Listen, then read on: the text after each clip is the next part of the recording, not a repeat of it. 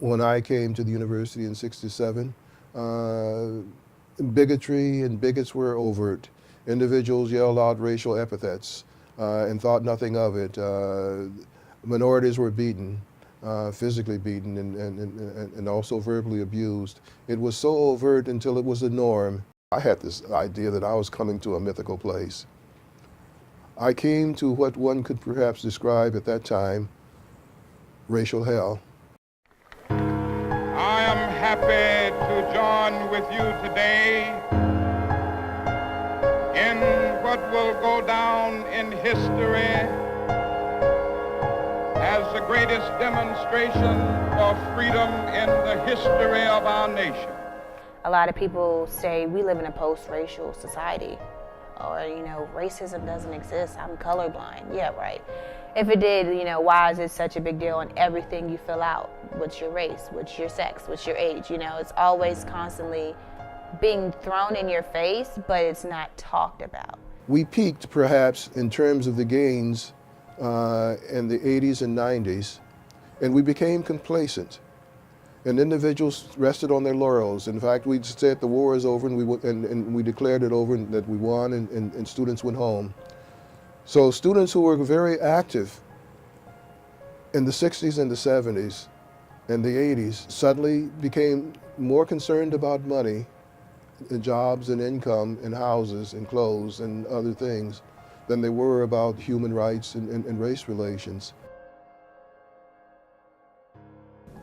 Until I was 12 years old, I had no interaction with white people whatsoever.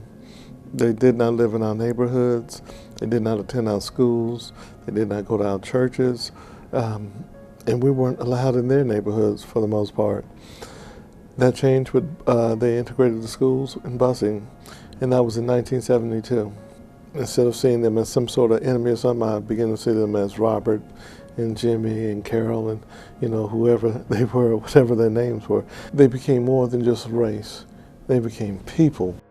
When I first got here from where I grew up in DC, people would tell me, oh, when you get pulled over, turn your car off, turn all your lights on, and just, be prepared for whatever. I finally got pulled over. There's two of them. The other guy comes in on my side, on the passenger side, he's shining his light. And then the other one on the driver's side proceeds to tell my friend to get out. So he gets out the car and they take him into the woods. I can't see him, I'm looking, craning my neck to see, and the police officer is shining his light. He's like, keep looking straight ahead. A lot of people talk about diversity and think, oh, well, it'd be so great if we were just all the same.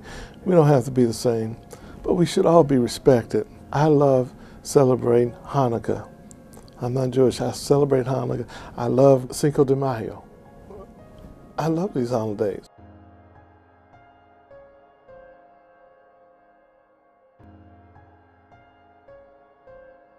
Martin Luther King Jr. had a saying that he would repeat at almost all of his activities when people ask him about the state of race relations in America. And it goes like this: we ain't what we want to be, we ain't what we ought to be, we ain't what we're gonna be, but thank God we ain't what we was. And that's race relations in America. If you're being oppressed, speak out. If you see others who are being oppressed, speak out. Do something. Say something. Don't remain silent. Don't be a bystander. In our silence, we give comfort and the false sense of approval to the bigots, to the oppressors. Know that it's going to be difficult.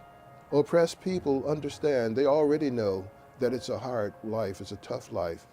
But somebody has to indeed say no.